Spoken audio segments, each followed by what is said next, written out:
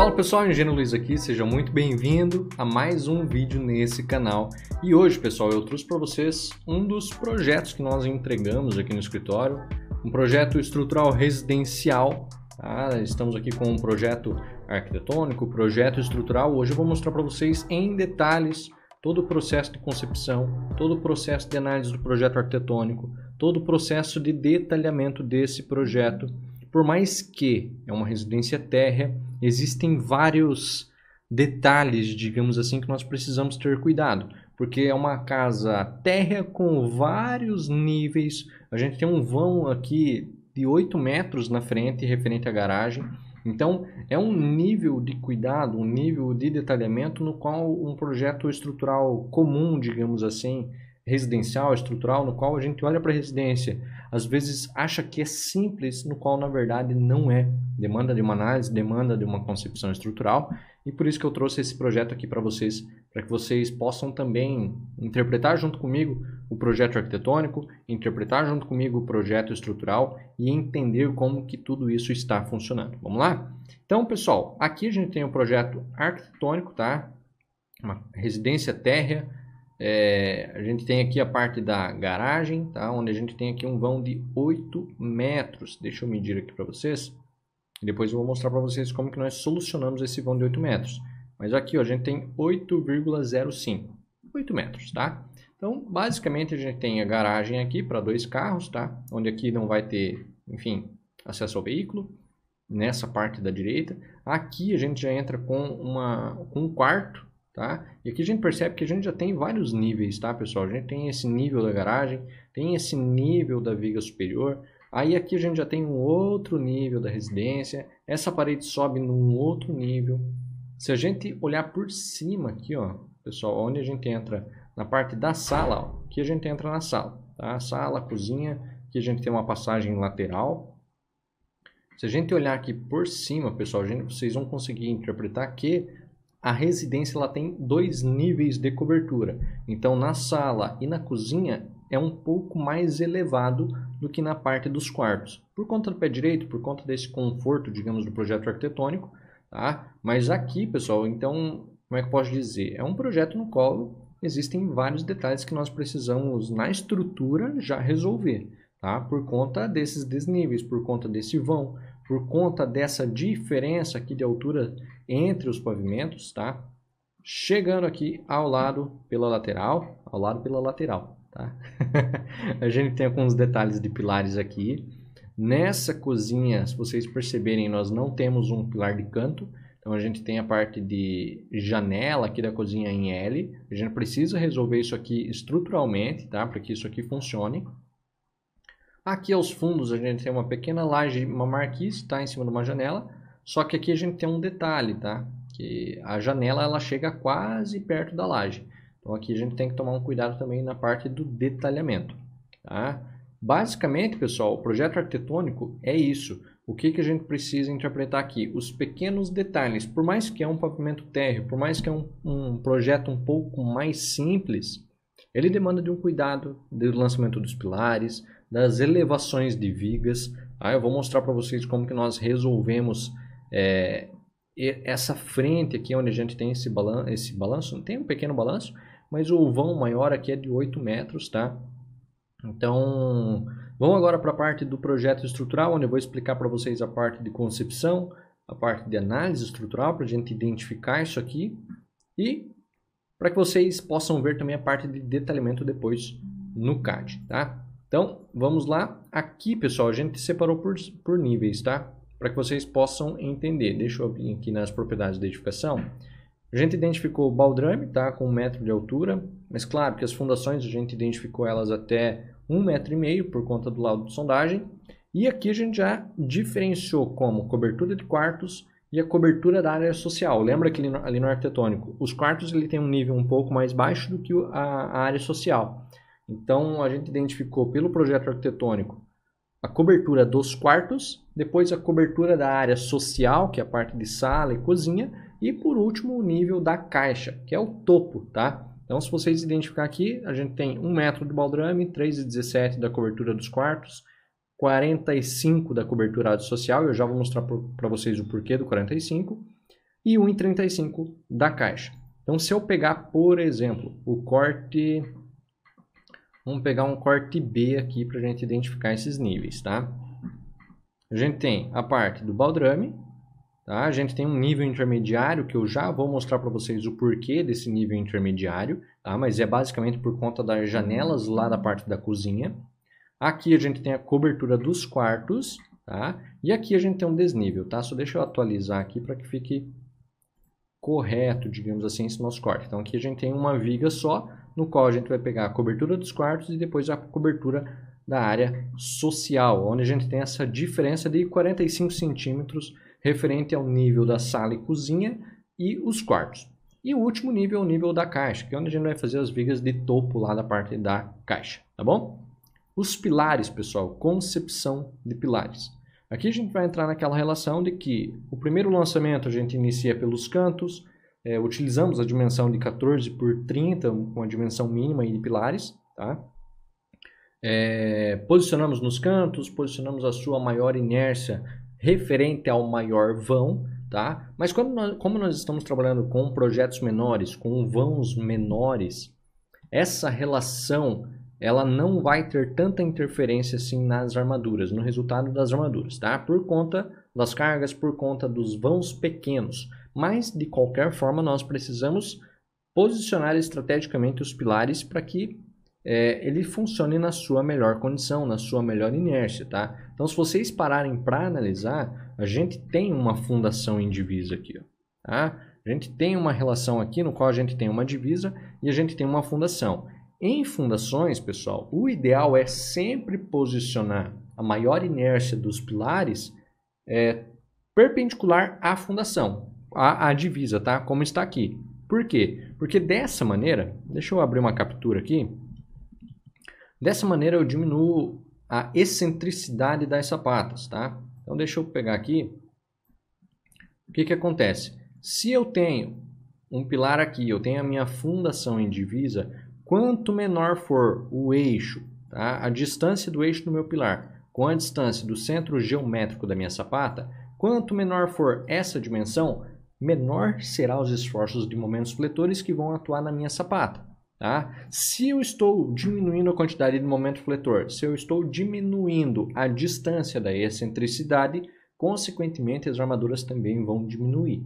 Então, por mais que seja uma residência terra, por mais que eu tenha um caso mais simples, digamos assim, de fundação em divisa, da mesma forma eu sempre tento posicionar os pilares perpendiculares, tá, à divisa. Então, consequentemente, isso faz com que eu reduza a taxa de aço, faz com que eu reduza os momentos fletores que vão atuar exatamente na base. Claro que a gente sempre precisa estar, a gente sempre vai estar, na verdade, limitado à arquitetura, que é o caso aqui da lavanderia, tá? Onde a gente posicionou um pilar no qual eu não posso rotacionar esse pilar. Então, consequentemente, eu vou ter uma excentricidade maior. Mas, de qualquer forma, eu preciso fazer o lançamento desse pilar e eu preciso dimensionar a estrutura dessa maneira, tá bom? Uma outra situação aqui, pessoal, referente à altura das vigas, tá? A gente tem um padrão aqui, tá? Que a gente acabou utilizando vigas de 14 por 30. Claro que eu tenho vãos maiores, às vezes de 3 metros, tá? Às vezes eu tenho vãos aqui, deixa eu medir quanto que eu tenho vão efetivo aqui. Ó, aqui eu tenho um vão de 3,82, mas por conta dessa continuidade das vigas, por conta dessa homogeneidade, digamos assim, das vigas, a gente conseguiu trabalhar com vigas de 30 centímetros, tá bom? Claro que a gente sempre precisa avaliar no estado limite último, que é a parte de dimensionamento das vigas, mas também nós precisamos avaliar no estado limite de serviço, que é a parte de deslocamento das vigas, tá bom? Aqui, pessoal, o que mais que nós temos de detalhe? Estão vendo que a gente tem um pilar de 14 por 14 aqui nesse cantinho? Ah, esse pilar, pessoal, eu gosto de... Como é que eu posso dizer assim? É um pilar sem função estrutural, digamos assim. Está contra a norma, tá? A norma me permite trabalhar aqui com pilares de 14 por 30, no mínimo, 14 por 26. Mas nesse caso em específico, o que nós temos aqui nesse canto? Nós temos a nossa janela, digamos assim. Claro, Luiz, tu poderia ainda assim trabalhar com um pilar aqui de 14 por 30. tá? Mas, pessoal, convenhamos, esse pilar aqui basicamente ele é um pilarete, digamos assim. Ele é como se fosse um pilar. Eu não vou dizer que não tem função estrutural, porque ele tem função estrutural, tá? Mas ele não é um elemento principal na edificação. Da mesma forma, os pilaretes lá da cobertura, no qual a gente diminui a seção apenas para ser construtivo, tá? Nesse caso aqui a gente também alterou para 14 por 14 apenas para fazer esse apoio do canto aqui dessa viga da parte da janela, tá? Que basicamente é uma verga que está se apoiando. Então, já olhando para esse detalhe aqui, como que a gente trabalhou na parte do canto? Se vocês perceberem, a gente teve que resolver esse canto aqui da cozinha com a estrutura, tá? Até porque a arquitetura ela já me pedia aqui para a gente trabalhar com essa janela de canto no qual não tínhamos pilares. Então, nesse caso, o que a gente fez? Nós lançamos níveis intermediários, tá? A gente tem alguns níveis intermediários aqui, por exemplo, na cobertura dos quartos a 1,20, tá? Onde a gente tem essa relação para a gente poder fazer a modelagem da estrutura. Tá? Quando a gente está fazendo a modelagem da estrutura, pessoal, tanto no Iberic, tanto no SPCAD, tanto no TQS, o quão mais próximo possível eu conseguir fazer a estrutura do modelo real, do modelo arquitetônico, melhor, tá? Porque são nos pequenos detalhes que a gente vai, digamos, executar a obra. São nos pequenos detalhes que a estrutura ela vai se formar. Então, esses detalhes de janela, a gente tem uma pequena laje aqui, tá? Que ela precisa ser considerada. É um carregamento que vai existir. A gente tem esses desníveis entre os pavimentos. A gente tem o balanço aqui na frente. A gente tem os vãos. A gente tem essa diferença, ó, de nível. Se eu pegar aqui o projeto arquitetônico na frente, tá? Na parte dos quartos, percebe que a gente tem essa diferença de nível, no qual precisa ter um cuidado maior. Eu não posso sair lançando viga onde eu quero, porque é um projeto padrão, é um projeto residencial. É um projeto residencial mais simples, mas ele tem vários pequenos detalhes que precisam ser inclusos no projeto estrutural. Então, quando nós estamos trabalhando com um projeto estrutural residencial, tanto alto padrão, um pouco médio padrão, um pouco mais baixo padrão, existem os detalhes que nós precisamos considerar na estrutura. Então, isso aqui, ó, pessoal, é um detalhe que eu preciso considerar. Então, essa pequena laje, tá, no qual eu vou dar um acabamento aqui, ó, tá? Percebam que a minha parede, tá, da platibanda, ela pega exatamente no bordo da minha laje. Então, no lançamento aqui da minha estrutura, eu preciso considerar aqui, ó, essa minha parede no bordo da minha laje. Eu não posso considerar essa parede em cima da viga. Então eu preciso pegar esses pequenos detalhes, incluir para o meu incluir para o meu modelo estrutural para que ele chegue o mais próximo possível da realidade, tá bom? Então aqui a gente tem esse outro pequeno detalhe. Depois eu vou mostrar para vocês no detalhamento da estrutura como que a gente fez, tá? Mas basicamente o que nós temos aqui? Ainda no nível da cobertura dos quartos, percebam que eu só tenho a parte da direita lançado aqui, tá? Só tenho essa parte aqui que é um nível mais baixo. Trabalhamos aqui com laje treliçada, tá? A parte de uma TR12645 com EPS, tá? Então aqui a gente tem a parte da suíte, a parte dos quartos, a parte do dormitório. Aqui a gente tem a parte do lançamento do reservatório, tá? Lembram que a gente comentou na aula sobre como definir os carregamentos na estrutura. Aqui a gente tem um outro exemplo também com uma caixa de 1000 litros, tá? Lembrando que o acesso aqui é na parte de fora, digamos assim, para acessar aqui a parte da caixa d'água, então a gente não precisou deixar um alçapão, tá? Uma outra relação, pessoal, e que aqui gera algumas dúvidas, tá? Que é referente a por que eu não tenho uma viga aqui na parte superior dessa parede? O porquê que eu não tenho? Porque eu não necessito dessa viga, tá? E eu vou explicar o porquê. Geralmente, pessoal, o modelo ideal, tá, para a gente trabalhar com paredes, lajes, nós temos o pavimento térreo, temos a nossa viga baldrame, tá? Nós temos o pavimento superior e nós temos uma viga de fechamento, digamos assim, da alvenaria. Opa, que ficou um pouco torto, né? Vamos desenhar novamente aqui. Então nós temos a nossa viga de fechamento aqui da parte superior. Geralmente é dessa maneira, tá? Só que, pessoal, nesse caso, como nós tínhamos aqui um vão que não era muito grande de laje, nós optamos em trabalhar com a viga baldrame, tá? Subir a parede e não trabalhar com... Opa, meu Deus do céu, estou arriscando tudo aqui. E não trabalhar com a viga superior, tá? E fazer o encunhamento da parede diretamente na laje, tá? Diretamente na laje. Então, ao invés de eu finalizar a minha parede, ao invés de eu finalizar a minha parede na viga, eu finalizei a minha parede na laje. Então, consequentemente, eu apoio aqui, tá uma excentricidade aqui, deixa eu fazer minha viga baldrame um pouco maior aqui, que daí vai dar certo.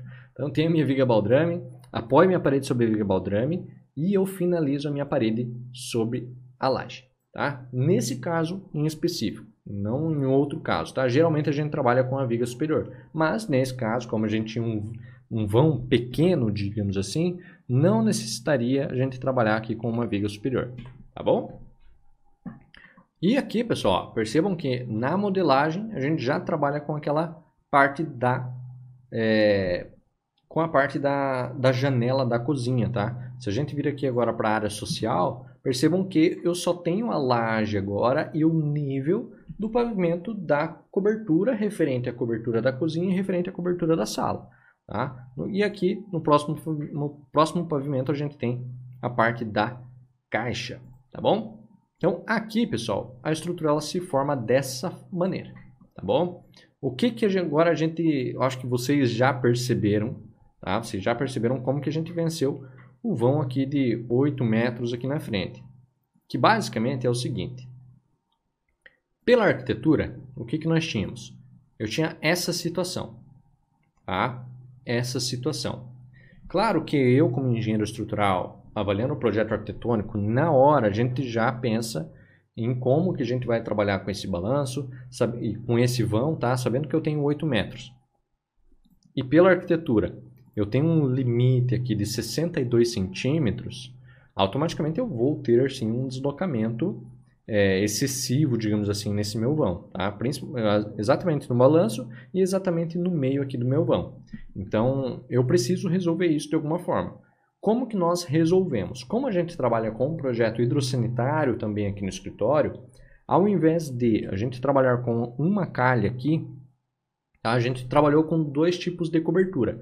Uma cobertura nessa região da laje e uma outra pequena cobertura aqui nessa outra região. Sabendo que a gente tem um shaft, tá? Sabendo que a gente tem um shaft exatamente aqui, então a gente traçou uma viga aqui, tá? No qual eu diminuo o meu vão efetivo aqui da viga, tá? Fazendo com que eu crie um momento fletor negativo aqui, tá? E um momento fletor negativo exatamente em cima desse meu pilar aqui, fazendo com que eu consiga resolver, digamos assim, o balanço, consiga resolver os vãos da estrutura e manter os 62 de altura aqui. Então, se nós avaliarmos aqui, ó, eu ainda eu consegui passar nesse dimensionamento ainda com uma viga de 57, tá? Ainda com uma viga de 57. Claro que eu poderia trabalhar ainda com a viga de 62, tá? Mas eu preferi trabalhar ainda com... Como o pessoal vai fazer reboco, o pessoal vai requadrar, e a arquitetura queria ainda finalizar com 62 ali, então pensamos, vamos deixar uma margem de 5 centímetros para o pessoal conseguir fazer o reboco, o pessoal conseguir requadrar, para finalizar também com o rufo dessa viga. Então a gente trabalhou com uma viga de 57, tá? Nessa nossa frente, e aqui, pessoal, percebam que a gente tem uma baita de uma viga aqui passando exatamente sobre o meu P23. Se nós avaliarmos aqui o P23, ele é um pilar, deixa eu pegar aqui no pavimento térreo, ele é um pilar de 30 por 30, tá? Claro que é um pilar um pouco mais robusto, digamos assim, mas é um dos pilares principais da minha edificação. Aqui ainda falta lançar, tá, pessoal? Faltou lançar aqui a viga baldrame para a gente apoiar essa parede e efetivamente fazer esse shaft, tá? E aqui a gente tem uma parede dupla, a parede do quarto e a parede que vai dar o acabamento aqui na parte do pavimento térreo, tá? Aqui no arquitetônico. Mas, voltando aqui para esse balanço, como que a gente fez aqui na cobertura, tá? Então, a gente trabalhou com uma viga de 14 por 57 de bordo, tá? E aqui a gente trabalhou com uma viga de 30 por 57 para resistir a esses esforços que estão atuando lá na frente. Então, se a gente pegar aqui dos momentos fletores no nosso pórtico unifilar, percebam aqui que a gente tem realmente um deslocamento, tá? Deixa eu diminuir um pouco a escala. Então, aqui a gente tem realmente um deslocamento, ó, de 1,46, claro que no pórtico, mas posterior a isso a gente precisa avaliar também os deslocamentos lá nas vigas. Então, aqui, avaliando os momentos fletores, ó, percebam que eu não tenho mais um momento fletor positivo a partir desse apoio. Eu tenho um momento fletor positivo exatamente aqui onde eu tenho os dois apoios. Então, consequentemente, o vão que eu tinha de 8 metros, ele passou a ter 6 metros, digamos assim, e a gente trabalhou com uma viga de 57. Então, automaticamente, é o que aconteceu aqui, tá? Eu tenho esse meu apoio, que é o meu, como se fosse um braço, tá? Deixa eu pegar aqui, ó. Como se fosse um braço, tá? Trabalhando com essa minha viga de borda para sustentar a minha arquitetura. Só que, visualmente, depois, eu vou ter isso aqui, ó, porque no final, no acabamento final desse meu projeto, no qual eu vou rebocar a laje na parte inferior, isso aqui vai ser uma coisa só, pessoal. Então, consequentemente, não vai aparecer essa minha viga, não vai aparecer esse meu pilar. E eu vou ter um vão, visualmente olhando, de 8 metros com uma viga de 57 acabada com 62. Tá? Então, nesse nível de cuidado, nesse nível de concepção que a gente está trabalhando, eu consigo fazer isso. Agora, se eu não tivesse, digamos, esse canto, se eu não tivesse essa minha viga, aí realmente eu talvez teria que trabalhar com uma viga mais alta. Tanto aqui, tá? E aqui, pessoal, além disso, eu não tenho continuidade da viga. Diferente desse outro caso no qual eu tenho continuidade. Então, sempre que eu estou trabalhando com balanços, o que eu preciso ter? Primeira coisa, estou trabalhando com balanço, o que eu preciso ter? Além da inércia, eu preciso ter continuidade, tá? Num outro vídeo a gente falou sobre balanço, mas basicamente, pessoal, o balanço ele funciona dessa maneira, né? Então, eu tenho um engaste, isso é o que a gente aprendeu lá na faculdade. Eu tenho um engaste, eu tenho o meu balanço, então, consequentemente, eu vou ter um momento fletor atuando aqui e eu preciso resistir a isso. Só que na vida real, pessoal, a gente precisa entender que isso aqui não é suficiente para mim passar no estado limite de serviço, digamos assim, uma viga. Então, eu preciso, quando estou trabalhando com balanços, ter continuidade de vigas que estão em balanço. O que eu quero dizer com isso? Por exemplo, essa minha viga aqui, ó, que ela tem 30 por 57, tá? Ela tem 30 por 57. Deu para entender? Ali, 50, meu Deus, com 97. Deixa eu apagar aqui. Ela tem 30 por 57. Se ela estivesse com esse meu modelo estrutural, talvez ela não passaria, tá? Porque eu teria que ter uma ancoragem muito grande aqui, no qual não iria suportar essa ancoragem com essa seção sem ter uma continuidade. Agora, ela não é esse esquema estrutural. O esquema estrutural dessa viga aqui, ela tem o meu momento negativo, só que esse momento negativo, ele tem continuidade, tá? E o fato de eu ter uma continuidade faz com que eu tenha basicamente um contrabalanço, digamos assim. Então, consequentemente, esse meu pilar, ele tem uma tendência de ser puxado para cima por conta desse meu contrabalanço, tá? Enquanto que eu tenho um momento fletor negativo também do outro lado, na minha outra continuidade. Isso faz com que eu consiga passar as minhas armaduras negativas de uma maneira mais efetiva, digamos assim, e combater os deslocamentos que vão estar atuando aqui no meu balanço.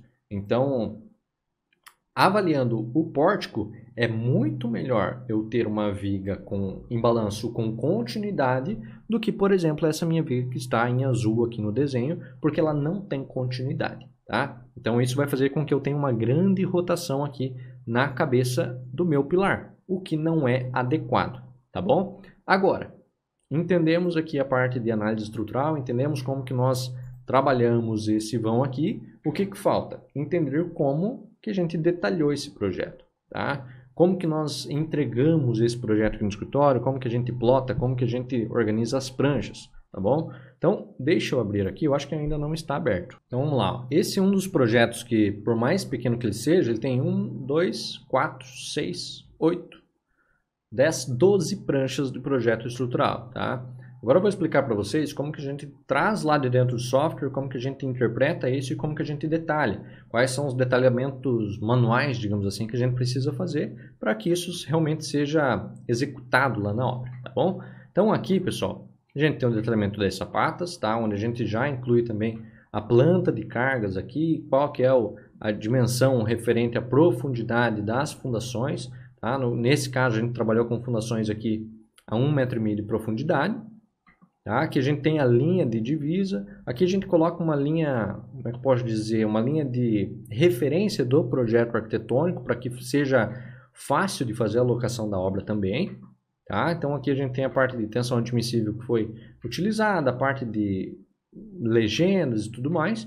A partir disso a gente vem para a planta de formas. Tá? Então aqui a gente tem, agora sim, com o arquivo atualizado, a gente tem aqui as vigas baldrames, como que isso aqui está sendo detalhado, tá? Parte de vigas de baldrames junto com as fundações em divisa.